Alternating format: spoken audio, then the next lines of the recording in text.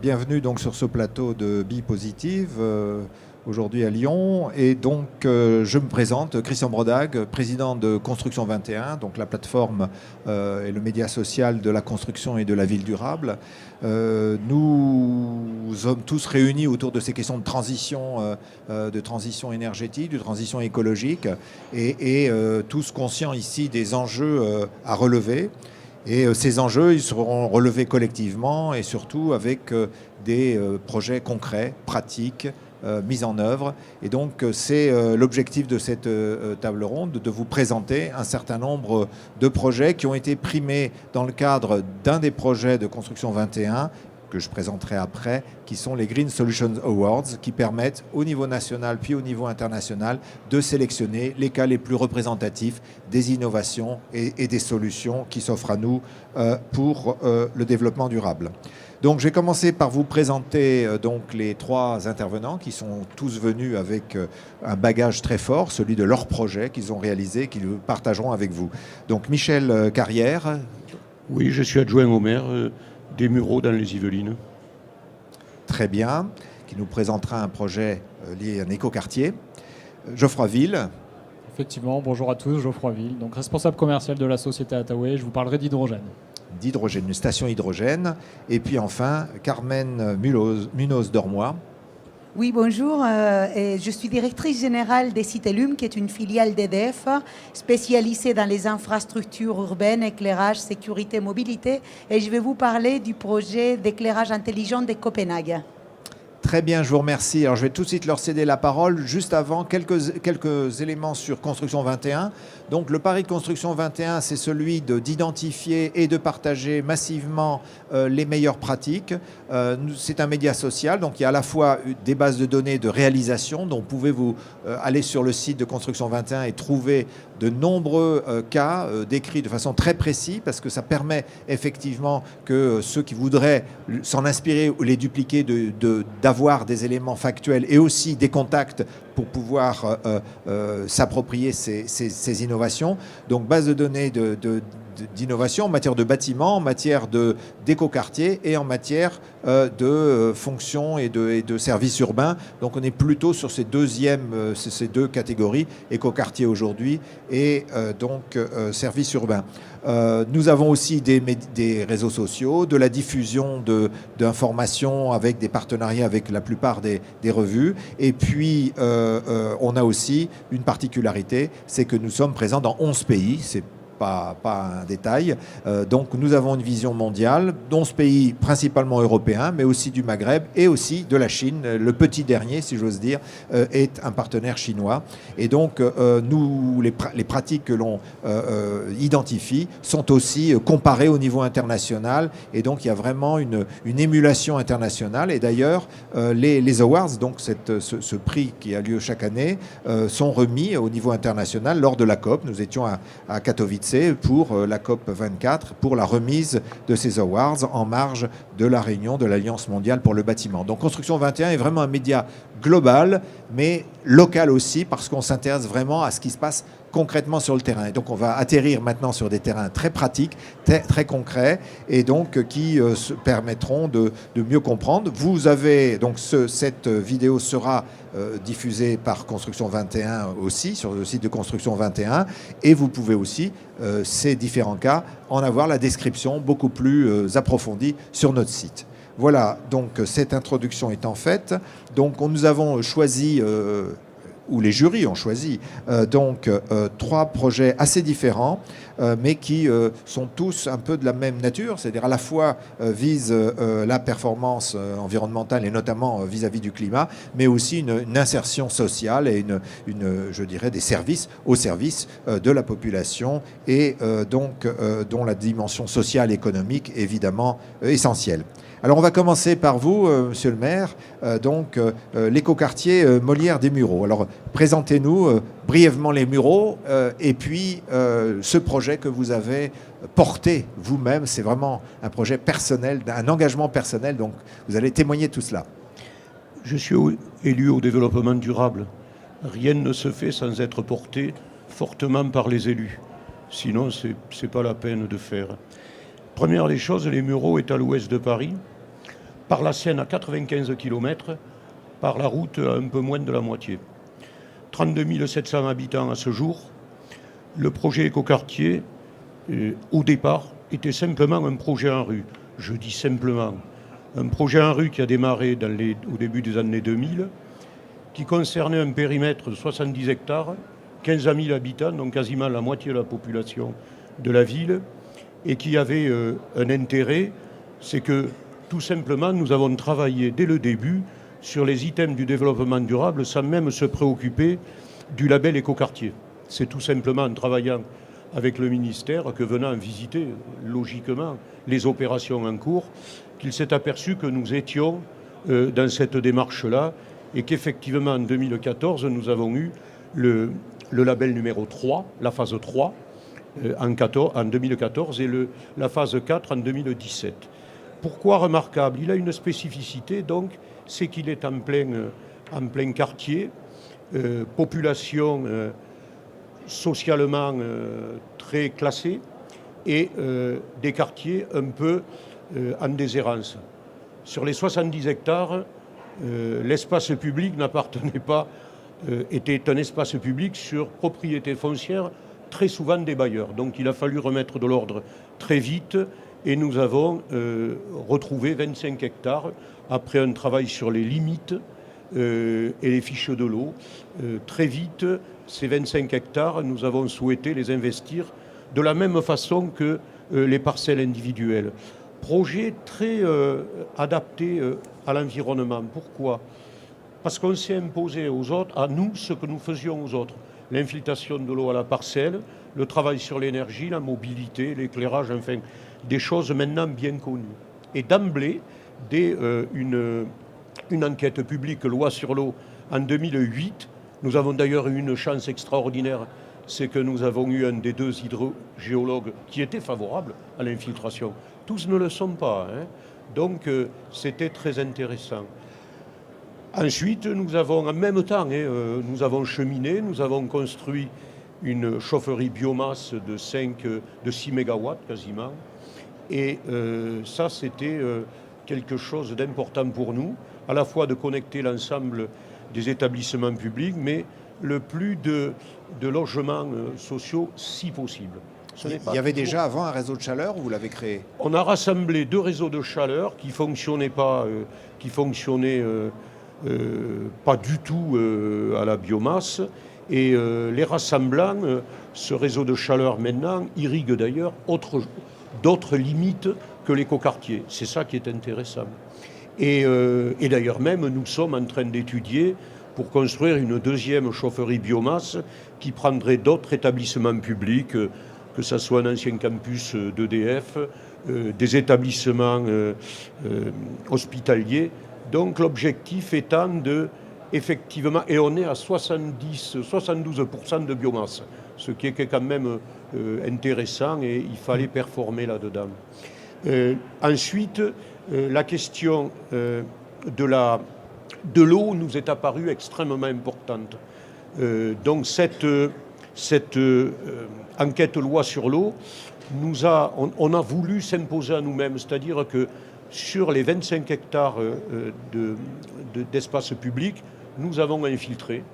Nous avons supprimé 11 km de réseau d'eau pluviale et même sur une pente à 10%, ce qui était quand même extrêmement important, une gageure, et ça fonctionne sans aucun problème.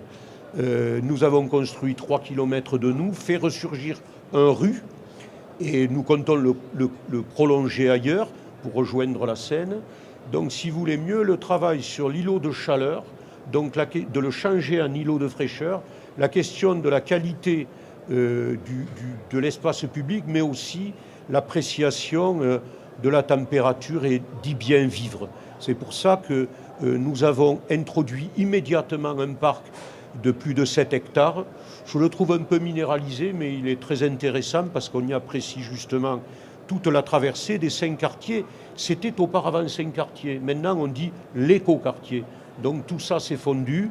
Ça a été totalement ouvert. Quartier un peu difficile auquel nous avons implanté en son milieu un établissement qui est le pôle Molière. Nous avons arasé la tour Molière nous l'avons déconstruite et construit le pôle Molière, qui est une opération qui comprend 7 bâtiments, dont certains sont positifs et d'autres passifs, avec toiture végétalisée. Donc sur cette pente, avec un parasol de 400 mètres carrés, de panneaux photovoltaïques. Donc l'objectif vraiment d'avoir une performance sur là où l'on pouvait, sur tout ce que l'on pouvait. Et surtout, une question extrêmement importante, pour moi en tant qu'élu, c'est la question des labels. J'ai tenu, c'est passé, ça continue, bien qu'il y ait toujours des récalcitrants, à avoir des opérations labellisées HQE. La mairie en était une, c'était la première sur les bâtiments tertiaires. Le pôle Molière en est une, on en continue, on en fait une autre sur un autre pôle. Et nous avons même certifié HQE un espace, un jardin. Enfin, un jardin. Le parc, en tant qu'aménagement, a été certifié. Alors pourquoi? D'abord parce que les élus, vous savez, ça change très vite. Ils ne sont pas meilleurs que toutes les autres qualités socio-professionnelles. Ils ne tiennent pas toujours leurs engagements. Vous engagez ça, il y a des principes simples. Transparence, publication des résultats, et ça, c'est majeur. Donc, et les populations peuvent changer, on est obligé toujours de revenir sur les questions de coûts, de résultats et de performance. C'est peut-être pour certains un peu compliqué, mais la première cible pour moi et la plus importante, c'est l'insertion dans un site, donc un travail sur une très bonne fiche de l'eau et le travail qui va derrière, c'est-à-dire le travail sur toutes les cibles. La question de la santé, on ne peut pas parler d'environnement sans parler de santé, de mieux vivre et de plaisir à vivre. Donc ça, c'était aussi une démarche forte pour nous. C'est-à-dire que les populations y trouvent réellement leur satisfaction. Même si la ville des Mureaux est une ville multiculturelle, qui vit sans problème ce multiculturalisme, il n'y a pas de heurts entre les communautés. Et là, on retrouve un espace où on peut vivre parfaitement, agréablement. Le pôle Molière implanté à son milieu, en établissement, en tant qu'établissement, sa vertu, c'était aussi pédagogique. Pour tous les acteurs de la ville, c'est quelque chose de partagé et en même temps, ça introduit de la qualité dans des quartiers qui ne la connaissaient pas toujours.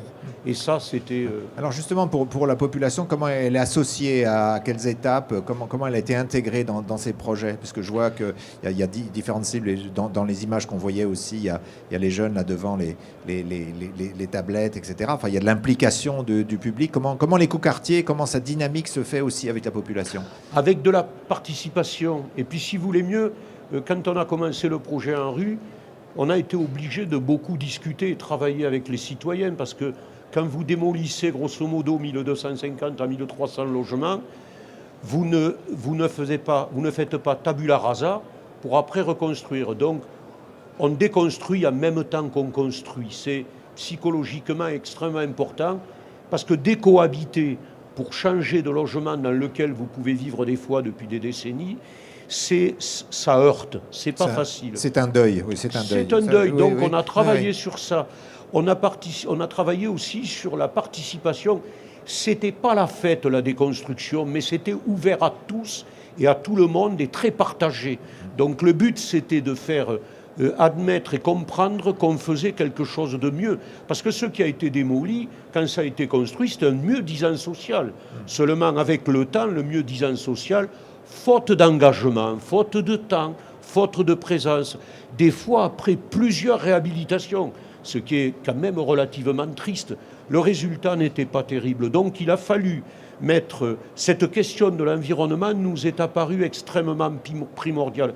Et en même temps, le pôle Molière est un établissement dans lequel il y a 2 écoles, il y a des centres aérés, il y a une crèche, avec une rue intérieure qui sépare les bâtiments où les enfants sortent des écoles pour aller dans des bâtiments avec des thématiques spécifiques. Et en même temps, cette rue peut être fermée et on y rentre pour aller chercher ses enfants. C'est quelque chose où il y a de la vie. Les gens viennent tous y faire des activités. Quand l'école est finie, nous avons voulu des bâtiments qui pouvaient servir je ne dirais pas 24-24, mais le plus longtemps possible à des usages très diversifiés. Ce qui fait que l'acceptation a été extrêmement importante. Après, il y a la qualité, le design qui fait qu'on est heureux de vivre dans quelque chose qui est beau. La beauté, alors la beauté évidemment c'est très suggestif, hein, mais ça se partage et ça s'explique. Et là on a même mis dernièrement une œuvre de Jacques Paris dans un parc ouvert avec des tableaux qu'on peut voir à 180 degrés sur Orion, ce qui est extraordinaire. Voilà. Très bien, mais écoutez, vous donnez vraiment envie de venir habiter à Muro, il y a encore de la place. Mais, oui, on bouge encore. On bouge encore. Mais comme tout le monde ne pourra pas venir habiter chez vous, comment peut-on, cette expérience, comment elle peut être transférée et vous, quelle recette vous donneriez à un élu qui voudrait entreprendre ce chantier d'écoquartier dans toutes les dimensions que vous avez illustrées? Brièvement. Du travail. On ne fait rien sans rien. Même les élus. C'est bien de travailler quand on est élu, parce que ça peut être productif. On n'est pas là juste pour blablater. Donc, il faut travailler aussi avec les citoyens, les suivre. Et moi, cette question de la qualité est majeure. Et en plus, avec des objectifs politiques très transparents.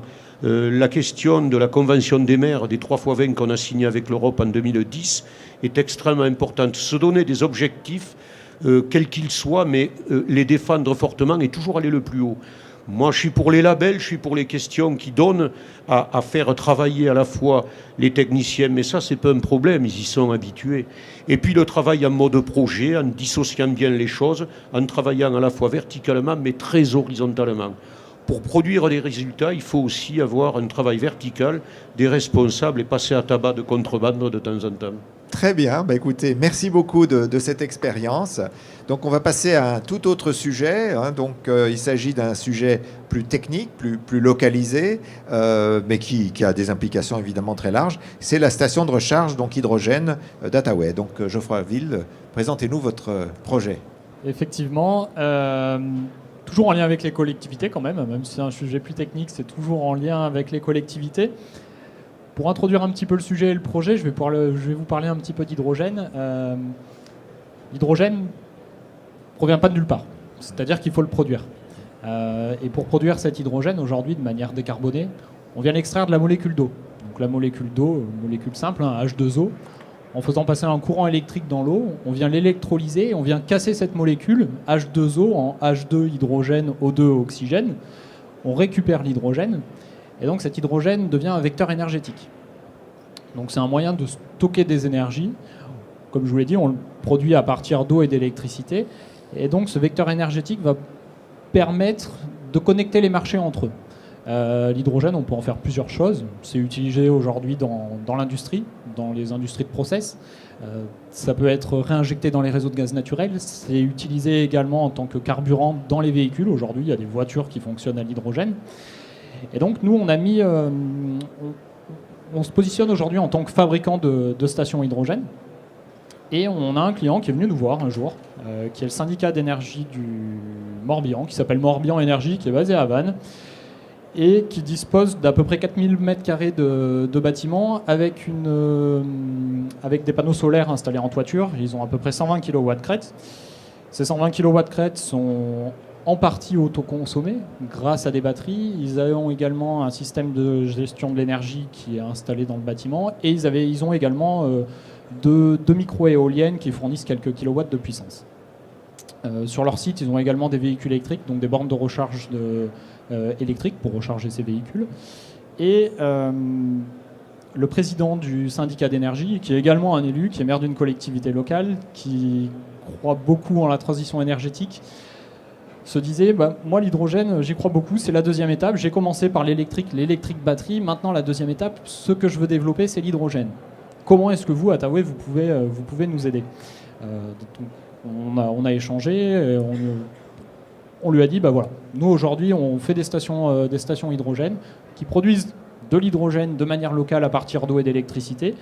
On peut utiliser une partie de votre productible solaire installé chez vous, les excédents énergétiques, pour faire de l'hydrogène et pour alimenter un véhicule qui vous appartiendrait. Donc c'est comme ça qu'a commencé le projet. Et puis au fur et à mesure du projet, il y a un autre acteur qui est rentré qui s'appelle Engie Cofeli, qui est assez connu, qui est l'opérateur et l'exploitant de la station hydrogène. Donc aujourd'hui, le projet, c'est un projet tripartite avec Morbihan Énergie, qui est le client final, qui a acheté un véhicule hydrogène, qui est une Hyundai iX35. Donc c'est un SUV qui fonctionne à l'hydrogène. L'intérêt de l'hydrogène dans la mobilité, c'est que c'est un véhicule électrique, c'est-à-dire que l'hydrogène est retransformé en électricité dans le véhicule. Les avantages de l'hydrogène pour l'utilisateur du véhicule, c'est une autonomie augmentée, parce que c'est un véhicule qui va faire entre 500 et 600 km d'autonomie, et un temps de recharge qui va de 3 à 5 minutes. Donc on retombe sur un usage d'un véhicule traditionnel, sauf que c'est un véhicule vert qui rejette uniquement de l'eau. Donc voilà, donc Morbihan Énergie s'est doté d'un véhicule, et Engie Cofeli a mis en place une offre de location de stations hydrogène. Donc c'est Engie qui loue aux clients avec toute la partie exploitation, toute la partie maintenance de l'équipement. Et donc nous, à Taoué, on est fournisseur de l'équipement. C'est un projet qui a été installé il y a à peu près 2 ans. Et la collectivité, enfin le syndicat d'énergie aujourd'hui en récupère les fruits, parce que c'est vrai que c'est ce qu'on appelle des early adopters, des personnes qui ont été assez innovantes. Et ils sont référencés maintenant sur le territoire du Morbihan comme les référents en lien avec la mobilité hydrogène. Et ça a permis de faire bouger les choses, parce que ça a permis de faire bouger la région également, qui s'est dit « Ah bah tiens, ça marche, effectivement, ça peut être intéressant, et ça répond à des projets de transition énergétique ».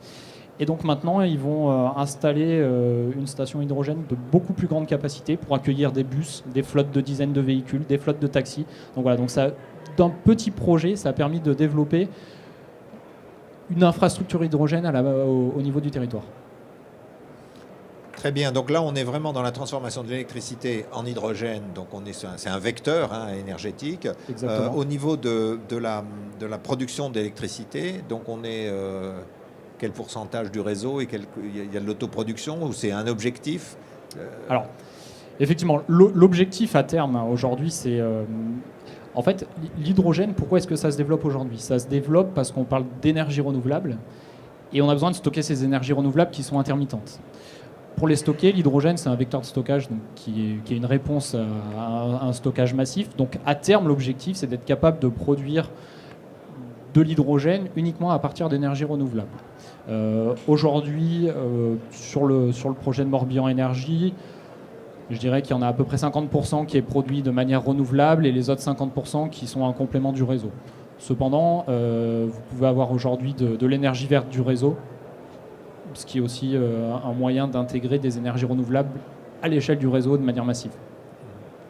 En termes de diffusion de ce genre de technologie, alors on a toute une chaîne de la valeur en fait. Alors déjà du côté des automobiles, donc il y a aujourd'hui un grand conflit entre les accus type Tesla.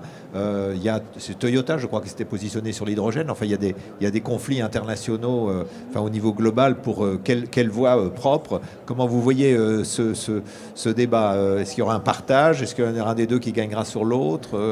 Comment vous voyez cette question? Effectivement, il y a un conflit aujourd'hui. Mon opinion, c'est que dans les années à venir, on a besoin de trouver des alternatives au pétrole. Ce sera, à mon avis, non pas une solution, mais plusieurs solutions. Donc, c'est-à-dire qu'il y a de la place pour tout le monde. Il y a de la place pour des véhicules batteries. Il y a de la place pour des véhicules hydrogène, des véhicules qui vont rouler au gaz. À mon avis, il y aura un ensemble de solutions qui vont permettre de décarboner et de répondre aux enjeux de la transition énergétique. Ça, c'est ma vision. Alors, est-ce qu'il y a un effet de taille, c'est-à-dire de rendement croissant, ou comment ça se pose? C'est-à-dire, à terme, quelle est la taille optimum que l'on peut envisager pour ce genre de station? Faut-il de multiples petites stations, ou des stations moyennes, ou des grosses stations? Enfin, comment la technologie nous s'oriente? Alors, il existe déjà différents types de stations. Il y a des toutes petites stations comme celle du projet de Morbihan Énergie. Il y a des stations de moyenne capacité. Nous, on va installer par exemple une station à Chambéry pour recharger une flotte de 40 à 50 véhicules. Et puis, il y a des stations d'encore plus grande capacité pour recharger des bus, des camions, des flottes là où on parle de centaines de véhicules. Mais quand on regarde aujourd'hui ce qui existe sur le marché, faut être clair, en France, il y a 350 véhicules qui roulent à l'hydrogène. Donc c'est le début, c'est peu. Ça se développe chaque année, mais aujourd'hui, c'est plutôt des stations de petite ou moyenne capacité pour répondre aux besoins. Mais ça va être l'objectif, c'est de créer un maillage du territoire. Si on veut que les gens achètent des véhicules, il faut qu'il y ait des stations hydrogène à proximité de chez soi. Si on n'avait pas de station essence, on n'aurait pas de véhicule. S'il faut faire 50 ou 100 km pour se recharger, ça ne marche pas. Donc l'objectif, c'est de créer vraiment un maillage territorial, et ce sera un mix entre des grandes stations sur les lieux de consommation forte d'hydrogène et de plus petites ou moyennes stations dans les endroits où il y a un petit peu moins de véhicules qui passent. Donc effectivement, c'est assez fantastique. Il y a du monde sur ce marché. Comment ça se passe?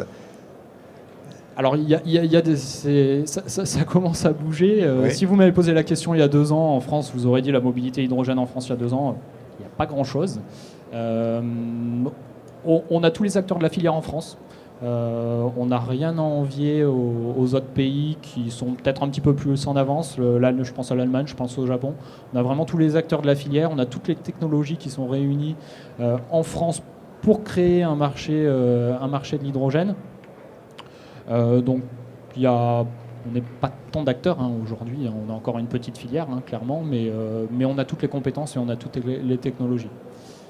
Et de ce projet, j'en rajoute un petit peu. Oui, allez-y. De ce projet, on a beaucoup travaillé avec Engie Cofeli pour réfléchir à une offre pour permettre aux collectivités et même aux entreprises d'accéder de manière assez simple en fait à la mobilité hydrogène. Et Engie Cofeli aujourd'hui propose nos stations en leasing pour les collectivités, de même que les véhicules. Donc, c'est-à-dire que toute collectivité aujourd'hui qui voudrait se lancer dans la mobilité hydrogène à petite échelle, avec 1 ou 2 voitures, peut aller voir Engie Cofeli, frapper à sa porte en disant voilà, moi je voudrais m'équiper d'une station et de quelques véhicules, qu'est-ce que vous pouvez faire pour moi? Et aujourd'hui, ils proposent des offres de location, ce qui évite d'investir du coup dans les équipements. Très bien.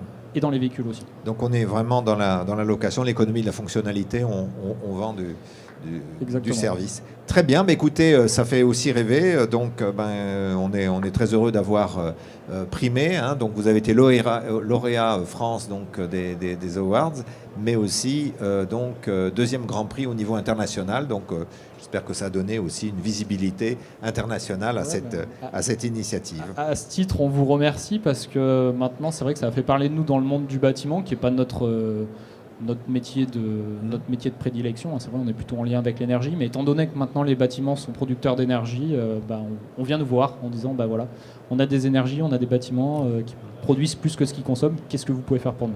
Oui, tout à fait. Écoutez, c'est vraiment le pari d'ailleurs je me permets de rebondir, de Paris Construction 21. On est parti sur le bâtiment.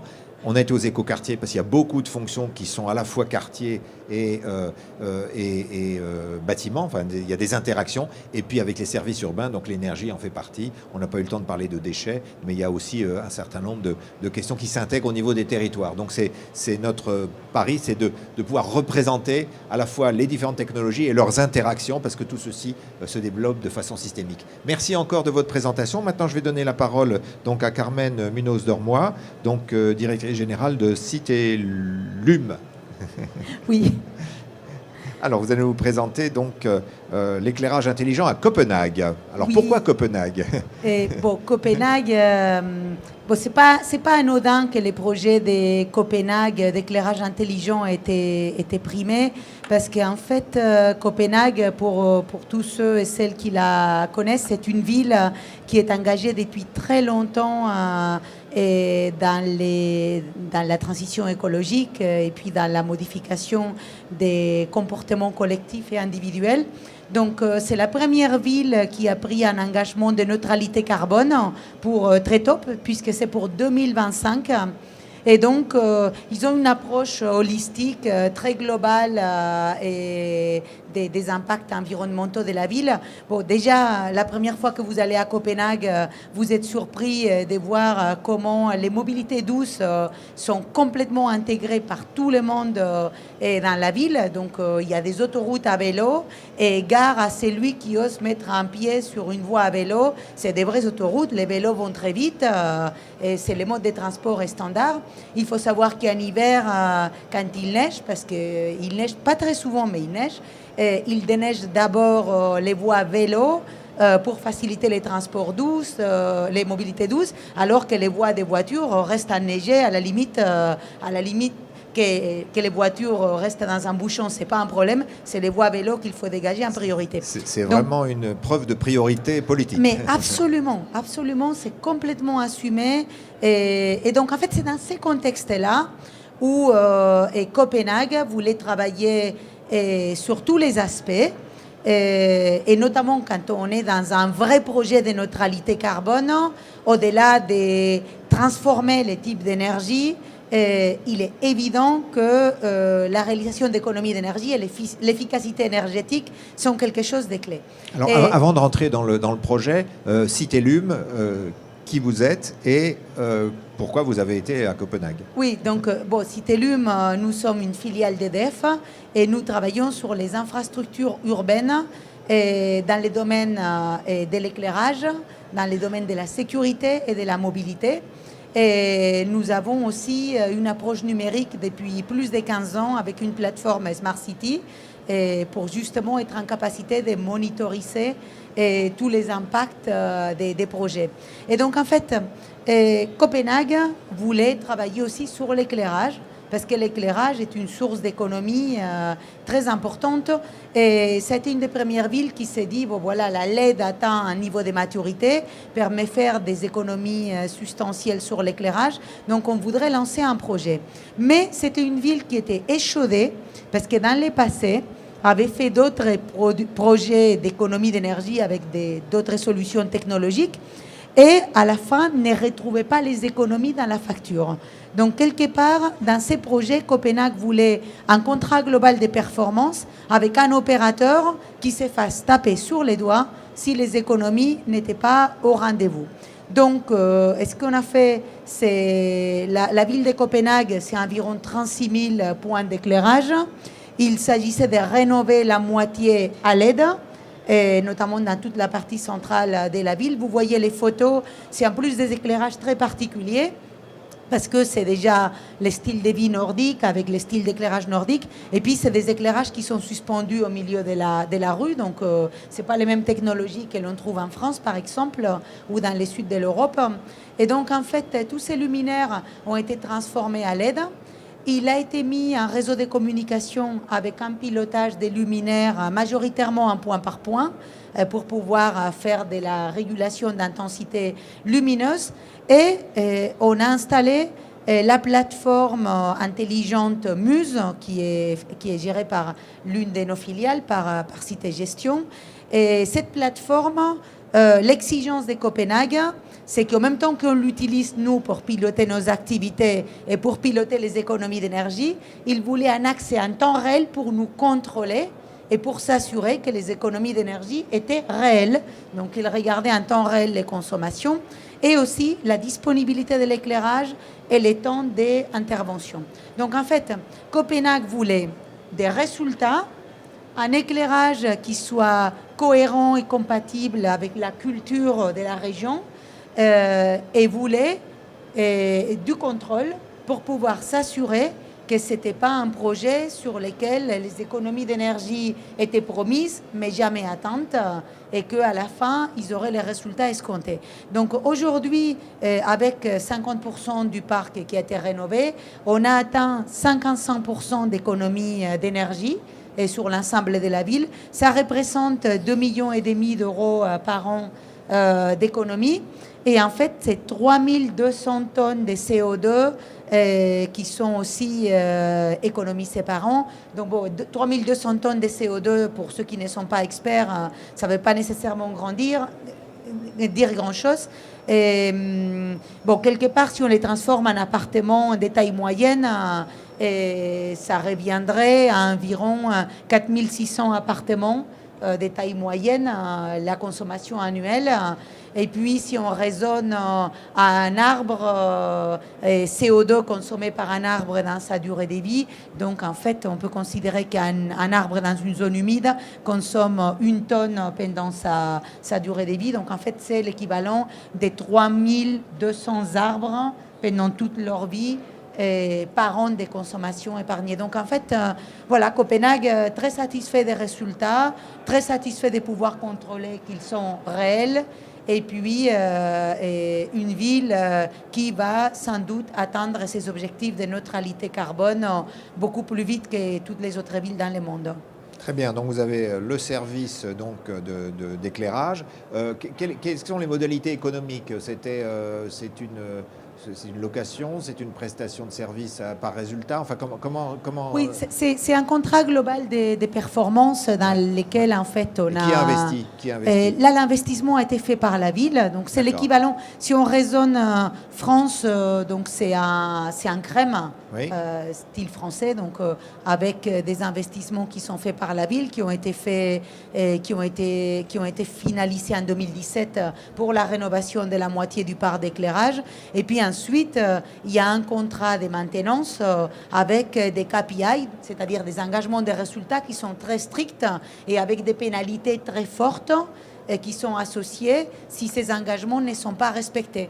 Donc dans ces engagements, il y a évidemment les économies d'énergie monitorisées en temps réel, et puis il y a aussi la disponibilité de l'éclairage, c'est-à-dire les taux de disponibilité des points de lumière, parce que, bon, évidemment, si vous faites des économies parce que les éclairages sont en panne, ça ne va pas les faire. Donc il y a la disponibilité de l'éclairage et les délais d'intervention en cas des sollicitations. Ça, c'est les principaux indicateurs que nous avons. Et voilà. Ensuite, il y a des travaux complémentaires qui sont faits parce que les contrats prévoient des travaux supplémentaires. Et donc, cette année, on a fait un projet assez innovant avec eux. Il faut savoir que dans les passages piétons dans la ville de Copenhague, majoritairement, ils n'ont pas des signalisations lumineuses tricolores, c'est des passages piétons mobilité douce qui sont sans signalisation particulière. Et on a utilisé les dispositifs de contrôle des luminaires et les systèmes de communication pour mettre en place des capteurs de présence des piétons et automatiquement augmenter l'intensité lumineuse au passage piéton à l'approche des piétons pour favoriser leur sécurité. Il faut savoir que dans Copenhague, que ce soit les piétons ou les vélos sont prioritaires. Même les feux tricolores sont réglés pour que la vitesse des vélos règle la circulation. Dans la même logique, ça a été fait pour que la sécurité des piétons passe avant la fluidité du trafic, parce que de toute façon, le but de Copenhague, c'est de limiter les trafics véhiculaires dans la mesure du possible. Alors, il y a une question qui se pose toujours avec l'éclairage, c'est les problèmes de pollution lumineuse et d'effets rebond. On fait des économies d'énergie, donc on éclaire plus. Est-ce que cette question des pollutions lumineuses et de la régulation de la lumière, l'optimisation est prise en compte? Oui, bien sûr. Déjà, clairement, sur la pollution lumineuse, tous les éclairages modernes, je tiens à les dire, sont déjà des éclairages qui n'éclairent pas les ciels, donc les boules qu'on voyait dans les passés pour éclairer, ça n'existait plus. Donc, c'est des éclairages qui éclairent là où il y a besoin d'éclairer, vers la rue, vers les piétons. Donc, en fait, si vous avez vu là dans les images, ce sont les éclairages qui sont installés en milieu des voies et qui éclairent vers les bas, pas vers les hauts. Donc, côté pollution lumineuse, ça a été travaillé. Au niveau de l'intensité, clairement, dans tous les projets que nous faisons, en accord avec nos clients, on éclaire juste. Donc, on ne profite pas du fait qu'on a des économies d'énergie pour éclairer plus. En plus, dans la culture nordique, il faut savoir que la lumière est forcément faible et tamisée. Donc, au contraire, on a profité pour mettre les niveaux d'éclairage au bon niveau réglementaire et pas plus. Et ça, c'est quelque chose de très important qui permet d'optimiser les économies, d'éviter la pollution lumineuse et puis de respecter la réglementation pour assurer ce qu'il faut sans surexcès d'éclairement. Donc ça a été vraiment bien pris en compte. Parce que, comme j'ai dit, c'est une ville pour laquelle la préoccupation environnementale est extrême et ça va très au-delà de la simple consommation d'énergie et notamment les impacts sur la biodiversité et sur la pollution lumineuse, c'était aussi très important pour eux. Et puis, évidemment, on a profité du passage à LED pour utiliser tous les potentiels de cette technologie. Et avec les systèmes de communication intelligente, il y a de la régulation qui est faite. Donc, les niveaux d'éclairement ne sont pas les mêmes en fonction des périodes d'utilisation de l'espace public.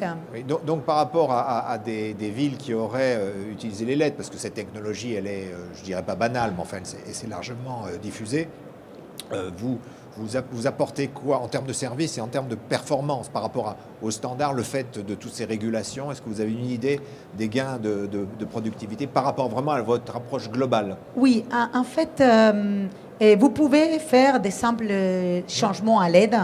Vous allez faire un certain niveau d'économie d'énergie, mais j'ai vu des projets à LED, je ne vais pas citer les villes, mais vous passez dans des zones où vous trouvez un éclairage qui est éblouissant et qui est surdimensionné. Et si vous changez simplement à LED sans bien dimensionner l'éclairage et sans bien dimensionner les puissances, sans bien calculer les comptes de lumière, vous pouvez vous trouver avec ce que vous disiez, derrière finalement des niveaux d'éclairage qui sont beaucoup trop forts par rapport aux besoins. Donc déjà, un bon dimensionnement, une bonne conception sont clés. Et puis, le deuxième aspect, c'est qu'utiliser des systèmes de pilotage intelligents, comme on a fait à Copenhague, ça permet encore d'aller plus loin, parce que la LED permet de faire ce qu'on appelle les dimming, c'est-à-dire une régulation d'intensité. Vous pouvez réduire jusqu'à 10% de la puissance nominale, et ce qui fait que, en faisant cette régulation des puissances au moment où il n'y a pas des piétons dans la rue, au moment où il n'y a pas énormément de circulation, vous pouvez faire des économies supplémentaires. Donc nous, dans des projets, en général, sur une ville qu'on changerait complètement, on pourrait dire, si c'est un simple changement, sans faire attention au dimensionnement, ça va être du 30% d'économie d'énergie. Si vous faites un bon dimensionnement, vous pouvez faire 50% d'économie d'énergie. Et si vous mettez en place du dimming, vous pouvez monter facilement à 70% d'économie d'énergie. Et sur des quartiers pas très fréquentés, parce qu'évidemment, dans un centre-ville où il y a toujours beaucoup de monde, vous n'allez pas pouvoir jouer à plein sur la régulation, mais sur un quartier pas très fréquenté, sur lequel vous mettez un éclairage auto-adaptatif avec des capteurs de présence, on a des expérimentations sur lesquelles on a atteint 90% d'économie d'énergie par rapport à des lampes de sodium. Donc voilà, mettant de l'intelligence, un bon dimensionnement et le savoir-faire des bons concepteurs, vous pouvez avoir un impact extraordinaire sur l'efficience énergétique et sans diminuer le confort pour les citoyens, ni la sécurité, ni la qualité de l'éclairage. D'accord, de l'intelligence et de l'humain, je crois que ce sont les deux oui. Clés de tout cela. Alors on va finir donc cette table ronde. Je vais donner la parole déjà à notre adjoint au maire préféré, au moins autour de la table. Donc, est-ce que vous êtes prêt à adopter des technologies? Comment dans ces changements et de changements technologiques, est-ce que un écoquartier, au-delà de tout ce que vous avez fait, comment vous pourriez acheter? Alors c'est très curieux parce que je crois qu'on a travaillé avec une autre filiale de Engie sur un projet qui était identique, puisqu'on a équipé avec un logiciel qui était fermé qui s'appelait Synovia, qui permettait de régler effectivement au point d'éclairage près de le régler. Avec un intérêt majeur, en fait, c'est aussi pour la question de la maintenance. Et on a dû équiper sur 4500 ou 4600 points, on a équipé déjà 2200 points, donc quasiment la moitié, avec un logiciel identique. Mais avec aussi une contrainte, le fait qu'une obligation des LED françaises ou des LED bien fabriquées, et après le fait de fermer l'éclairage quand on n'en a pas besoin nécessairement. Ça aussi, c'est quelque chose Très bien. d'important. Je vous remercie. Vous vouliez encore ajouter quelque chose et on va conclure. Oui, je voulais dire, il y a une différence fondamentale, vous avez dit, avec un système fermé. Et je tiens à dire que Muse, ce n'est pas une plateforme fermée, c'est une plateforme ouverte qui utilise des protocoles ouverts internationaux, comme les protocoles TOLC. Donc ça, c'est très important, parce que nous, à Citellum, on refuse d'enfermer nos clients dans une solution dont ils ne seraient pas libres ou qui leur imposerait trop de contraintes technologiques. Donc on aime bien les plateformes ouvertes, la propriété des données chez les clients qui détiennent les contrôles et qui détiennent les pouvoirs, et le fait que les systèmes soient interopérables, c'est-à-dire si les clients souhaitent changer des typologies de luminaires ou s'ils souhaitent changer la plateforme, ils peuvent le faire. Ce qu'on ne peut pas faire avec les plateformes fermées. On a coupé ce système et on a modifié. On pourra venir vous voir. Voilà, et on a modifié. Très bien, écoutez, je vous remercie tous les deux. Je vais donner le dernier mot de la fin donc, à Geoffroy Ville. Il a quelque chose à rajouter par rapport à ce débat qui a eu lieu? Pour conclure, je pense que toutes ces technologies un petit peu innovantes, novatrices, sont très liées aux élus. Moi, je le vois d'expérience. Les seuls projets qui voient le jour, c'est les endroits où il y a des élus qui sont motivés, qui prennent les projets à bras le corps et qui les font avancer. Et dès qu'on a ce cocktail assez simple qui est réuni, un élu qui est prêt à faire bouger les choses, à les faire avancer, en général, les projets voient le jour. C'est assez simple.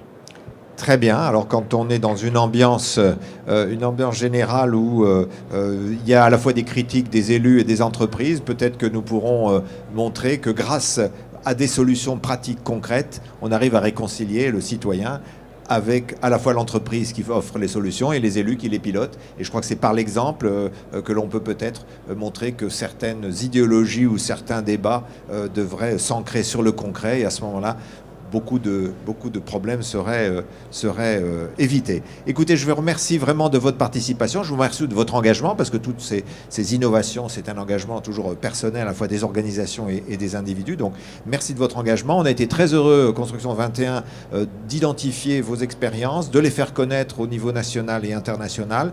Et puis, ceux qui ont suivi cette vidéo pourront retrouver sur Construction 21 chacun de ces cas décrits avec pas mal de détails, donc pour aller beaucoup plus loin que ce qui a pu être dit de façon brillante, mais très courte, lors de ce débat. Je vous remercie de votre attention et puis à bientôt. Merci.